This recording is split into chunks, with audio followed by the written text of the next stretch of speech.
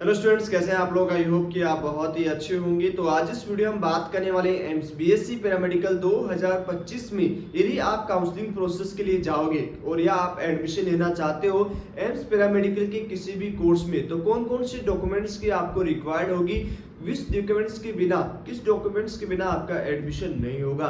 तो चलिए आज इस वीडियो में बात करने वाले हैं कि मिनिमम आपका क्वालिफिकेशन स्कोर, उसके साथ ही साथ सिलेक्शन लेने के लिए आपको इस साल 2025 में यदि आपको गवर्नमेंट कॉलेज में एडमिशन लेना है, जो टॉप 16 कॉलेजेस हैं, एम्स की जितने भी टॉप 16 कॉलेजेस हैं उसमें यदि आपको एडमिशन लेना हो तो कितना स्कोर आपका मिनिमम होना चाहिए, कौन कौन से डॉक्यूमेंट्स आपको लगेंगे, सारी चीज हम इस वीडियो में डिस्कस करने वाले हैं बच्चों। तो जल्दी से जाइए, सबसे पहले चैनल को सब्सक्राइब कर लीजिए, क्योंकि यहाँ पे आपके साथ 5 साल की एक एक्सपीरियंस टीम काम करेगी जो आपको आपके स्कोर पे एक अच्छी एम्स में पहुंचाने का काम करने वाली है। तो चलिए जल्दी से चैनल को सब्सक्राइब कर लो। सबसे पहले इस वीडियो में क्या क्या बात करने वाले हैं वो हम यहाँ पे डिस्कस करेंगे कि एम्स पैरामेडिकल जिसका entrance exams, okay, AIIMS paramedical की हम बात करेंगे।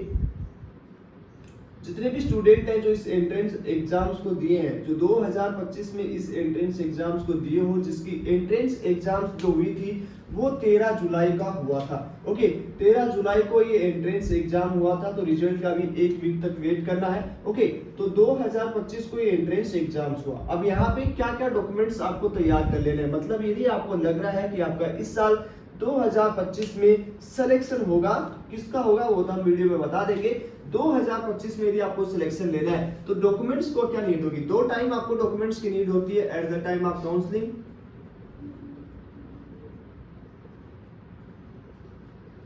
एक तो आपको काउंसलिंग के टाइम पे नीड होगा, जब आप काउंसलिंग के लिए जाएंगे तब आपको नीड होगा, उसके बाद जब आपका सिलेक्शन हो जाएगा। ओके, सिलेक्शन के टाइम जितने भी बच्चे हैं जिनको यदि इंग्लिश समझ में नहीं आ रहा है तो हिंदी में सुन लीजिएगा। यहाँ पे कौन कौन से डॉक्यूमेंट्स आपको रिक्वायर्ड होंगे। जैसे आपका अभी जो है एग्जाम हुआ, सबसे पहला स्टेप होता है इसमें, एग्जाम हुआ जो किसको हुआ 13 जुलाई को, 13 जुलाई 2025। अब नेक्स्ट स्टेप्स क्या होगा इसमें, नेक्स्ट स्टेप होगा आपका रिजल्ट जारी किया जाएगा। ओके, क्या जारी किया जाएगा, ये रिजल्ट है वो आपका जारी होगा। जैसे आपका रिजल्ट जारी होगा तो यहाँ पे आपको ओके पोर्टल आपका ओपन होगा, आपका पोर्टल ओपन होगा। ओके, पोर्टल किस लिए ओपन होगा, क्योंकि यहाँ पे आपको ऑनलाइन डॉक्यूमेंट्स अपलोड करने होंगे। ऑनलाइन डॉक्यूमेंट्स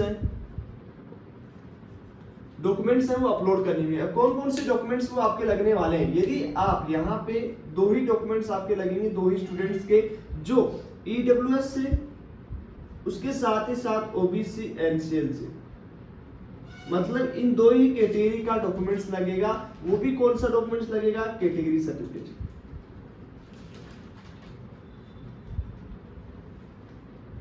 कैटेगरी सर्टिफिकेट आपका लगने वाला, इसके अलावा आपका कोई भी डॉक्यूमेंट्स नहीं लगेगा। मतलब यदि आप जनरल्स का कोई भी डॉक्यूमेंट्स कैटेगरी सर्टिफिकेट नहीं होता, जनरल के अलावा आप एससी एसटी या पीडब्ल्यूडी से हैं तो भी आपका यहाँ पे कोई भी डॉक्यूमेंट्स नहीं देना। यहाँ किसको देना है, सिर्फ ईडब्ल्यूएस और ओबीसी एनसीएल को ही सर्टिफिकेट अपलोड करना है। उसके बाद आपको किसी को भी कैटेगरी सर्टिफिकेट अपलोड नहीं करना होता। अब यहाँ पे आपका काउंसलिंग के time, okay, at the time of counselling, मतलब काउंसलिंग के टाइम आपको कौन से रिक्वायर्ड होंगे, यदि जो भी स्टूडेंट्स का मेरिट लिस्ट में नाम आएगा, ओके, मेरिट लिस्ट में जिस स्टूडेंट्स का नाम आएगा उसको कौन कौन से डॉक्यूमेंट्स रिक्वायर्ड होंगे, क्योंकि जिस स्टूडेंट्स का मेरिट लिस्ट में नाम आएगा वही बच्चा काउंसलिंग में जा सकता है। ओके, तो यहाँ पे हम बात कर लेते हैं कि कौन कौन से जो है वो डॉक्यूमेंट्स है वो काउंसलिंग के टाइम चाहिए होंगे। अब ये आपको पता लग गया कि आपको कैटेगरी सर्टिफिकेट किस किस को कब अपलोड करना है, ये तो आपको समझ में आ चुका है। अब यहाँ पे हम बात करेंगे कि आपका कब आपको जब काउंसलिंग स्टार्ट होगी तो कौन से डॉक्यूमेंट्स की रिक्वायर्ड होती है। तो जब काउंसलिंग स्टार्ट होती है तो आपको ईमेल आईडी, जो आपने ईमेल आईडी दी है उस पे एक ओटीपी आएगा, एक मैसेज आपके ईमेल के द्वारा आएगा, जिसमें आपका रजिस्ट्रेशन आईडी, रजिस्ट्रेशन आईडी की रिक्वायर्ड होगी और एक आपका जो पासवर्ड है वो आएगा। ओके, ये 2 ही चीजें आपके ईमेल पे आने वाली है। दूसरा रिक्वायर्ड होगा आपका मोबाइल नंबर, फोन नंबर, जो आपने एप्लीकेशन फॉर्म में दिया था। किस में दिया था, एप्लीकेशन फॉर्म। ओके, तो ये चीज समझ में आ चुकी है कि काउंसलिंग के टाइम आपको सिर्फ ये 2 ही डॉक्यूमेंट्स की आवश्यकता होगी, जो डॉक्यूमेंट्स में भी मानो ईमेल आईडी और आपके मोबाइल नंबर। अब जो आपको रिक्वायर्ड होगा, जब आपका सिलेक्शन हो जाएगा तब आपको सारे डॉक्यूमेंट्स हैं वो रिक्वायर्ड होंगे। वो कौन कौन से होंगे, चलिए अब ये ध्यान से सुन लीजिएगा, ये डॉक्यूमेंट्स हैं वो तैयार कर लीजिएगा। अब यहाँ पे वो डॉक्यूमेंट्स कौन कौन से उसकी हम बात करेंगे। तो सबसे पहले आपका एडमिट कार्ड, यदि आपने अभी भी आपके पास एडमिट कार्ड नहीं है तो एडमिट कार्ड आप डाउनलोड कर लीजिएगा। ओके, उसके बाद में आपका स्कोर कार्ड जो अभी आया नहीं है, जब आएगा तो आप स्कोर कार्ड डाउनलोड कर लीजिएगा। उसके बाद तीसरे नंबर पे आपको रिक्वायर्ड होगी, वो रिक्वायर्ड होगी 10th की मार्कशीट। ओके, उसके साथ ही साथ आपका 12th का मार्कशीट चाहिए होगा, तो ये भी आपका हो गया 12th का मार्कशीट। ओके, उसके बाद आपको 4th नंबर पे जो रिक्वायर्ड होगा, 10th का हो गया, उसके बाद 12th का भी हो गया, डीओपी मतलब date of birth. Date of birth का सर्टिफिकेट आपको चाहिए होगा। यदि किसी के पास डेट ऑफ बर्थ का सर्टिफिकेट नहीं है तो यहाँ पे आप 10th की मार्कशीट भी इस्तेमाल कर सकते हो। 10th की क्या कर सकते हो, मार्कशीट भी दे सकते हो, इससे भी आपका डेट ऑफ बर्थ मान लिया जाएगा। ओके, ये भी हो गया। उसके बाद में जो 5 नंबर पे आपको रिक्वायर्ड होगा बच्चों, आधार कार्ड।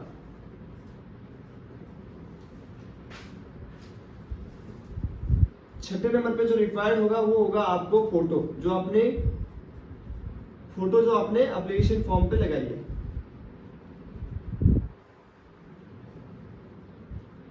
ओके, उसके बाद में 7 नंबर पे आपको रिक्वायर्ड होगा, वो होगा आपको टीसी माइग्रेशन। उसके साथ ही साथ कैरेक्टर सर्टिफिकेट याद रखना है, कैरेक्टर सर्टिफिकेट है, चरित्र प्रमाण पत्र। ओके, उसके बाद में 8 नंबर पे जो आपको रिक्वायर्ड होगा वो रिक्वायर्ड होगा आपको कैटेगरी सर्टिफिकेट।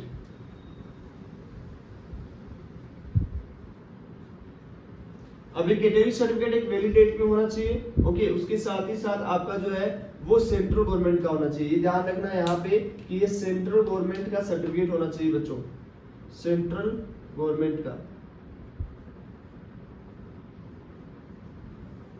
तो ये चीज समझ में आ चुकी है कि कैटेगरी सर्टिफिकेट आपके पास सेंट्रल गवर्नमेंट का और वैलिड डेट का होना चाहिए, जिसमें वैलिडिटी सिर्फ ईडब्ल्यूएस और ओबीसी की देखी जाएगी, ओबीसी एनसीएल की। बाकी जो है जनरल का कोई भी सर्टिफिकेट नहीं होता, एससी एसटी को आपका सेंट्रल का कैटेगरी सर्टिफिकेट बना लेना है। ओके, तो ये चीज समझ में आ गया, 8 डॉक्यूमेंट्स आपके ये हो गए। उसके बाद में हम यहाँ पे बात कर लेते हैं कि और कौन कौन से डॉक्यूमेंट्स हैं वो आपको रिक्वायर्ड होंगे during the counselling and selection के टाइम, मतलब जब आपको कॉलेज अलॉट होगी तो ये सारे डॉक्यूमेंट्स आपको लेके जाने। 9 नंबर पे आपका कौन सा डॉक्यूमेंट्स आएगा, ध्यान से सुनिएगा बच्चों, आराम से बना लीजिएगा। 9 नंबर पे आपका जो आएगा वो आएगा आपका डोमिसाइल सर्टिफिकेट, मतलब इसको रेसिडेंशियल सर्टिफिकेट भी कहते हैं, मतलब ये है जाति प्रमाण पत्र, सॉरी ये है मूल निवास, हिंदी में बोले तो मूल निवास। ओके, इसको रेसिडेंशियल सर्टिफिकेट भी बोलते हैं, या आप इसे बोलते हैं रेसिडेंशियल सर्टिफिकेट। ओके, तो ये डोमिसाइल सर्टिफिकेट हो गया 8 नंबर पे, 9 नंबर पे। उसके बाद में जो आपको 10 नंबर पे रिक्वायर्ड होगा वो आपको कौन सा सर्टिफिकेट होगा, वहां पे आएगा आपका अलॉटमेंट लेटर। ये आपको कब अलॉट होगा, जब आपको सीट अलॉटमेंट हो जाएगी तो ये आपको अलॉटमेंट लेटर आ जाएगा। एक आएगा आपको 11 नंबर पे ऑफर लेटर। ओके, उसके नंबर 12 नंबर पे आएगा आपका गैप सर्टिफिकेट। कुछ कॉलेज लेती है, कुछ कॉलेज नहीं लेती है। ओके, तो गैप सर्टिफिकेट आपको बना लेना है, ये कुछ कॉलेज ही लेती है। गैप सर्टिफिकेट जो है वो आपका कुछ ही कॉलेजेस है वो आपका लेती है, सारे कॉलेजेस नहीं लेती। तो गैप सर्टिफिकेट हो गया। तो ये हो गया आपका 12 डॉक्यूमेंट्स जो आपको अभी बना लेने हैं। इनके अलावा यदि और कोई डॉक्यूमेंट्स होते हैं तो मैं कमेंट बॉक्स में मेंशन कर दूंगा। यदि किसी को और कोई डॉक्यूमेंट्स हमें दिख रहा है कि ये नहीं है तो वो आप कमेंट बॉक्स में मेंशन कर दीजिए, उनको वेरीफाई कर देंगे कि आपको रिक्वायर्ड होगी या नहीं रिक्वायर्ड होगी। लगभग सारे डॉक्यूमेंट्स हमने 12 डॉक्यूमेंट्स है वो कवर कर लिए हैं। फिर भी यदि कोई डॉक्यूमेंट्स रह जाता है तो आप हमें कमेंट करके बता सकते हो। तो ये सारे डॉक्यूमेंट्स बच्चों तैयार कर लेना। उसके साथ ही साथ ओके, यहाँ पे हम बात करेंगे कट ऑफ के बारे में। कट ऑफ मतलब कितने बच्चों को अपना यहाँ पे चांसेस रहेगा कि पैरामेडिकल में सीट मिल जाए। तो जनरल से यदि आप हैं और यदि आप ओबीसी एनसीएल से हैं, सबसे पहले आपको जो है वो क्वालिफिकेशन स्कोर करना होगा। ये आप सभी जानते हैं कि यदि आपको मेरिट लिस्ट में आना है तो आपको सबको क्वालिफिकेशन स्कोर करना होगा, जिसमें यदि जनरल से हो तो आपका 50 परसेंटाइल होगा। उसके बाद ओबीसी से 45 परसेंटाइल, ईडब्ल्यूएस से 50 परसेंटाइल और एससी से 40 परसेंटाइल और एसटी से आपका 40 परसेंटाइल यदि आता है तभी आप मेरिट लिस्ट में आपका नाम आएगा और आप एडमिशन प्रोसेस के लिए जा सकते हैं। तो ये भी आपको क्लियर हो चुका है। ओके, तो इसी में आपको ध्यान रखना है। और यहाँ पे कट ऑफ की बात करें तो 52 और 50 के आसपास, 51 के आसपास और 45 के आसपास और 44 के आसपास इतना स्कोरिंग रहेगा तो एक चांसेस रहेगा कि आपको पैरामेडिकल के किसी भी कोर्स में, जितने भी आपके 16 कॉलेजेस हैं उसमें जो कोर्स करवाए जाते हैं उसमें कहीं ना कहीं आपको एडमिशन मिल जाए। तो चलिए आज इस वीडियो में इतना ही। और बच्चों, चैनल को सब्सक्राइब करना मत भूलिएगा, क्योंकि यहाँ पे आपको पैरामेडिकल का A to Z अपडेट, जितना भी काउंसलिंग का अपडेट रहेगा, जितना भी आपका सारा प्रोसेस है वो इसी चैनल पे मिलने वाला है। तो चलिए आज इस वीडियो में इतना ही, मिलते हैं आपसे नेक्स्ट वीडियो में। तब तक के लिए बाय बाय, टेक केयर।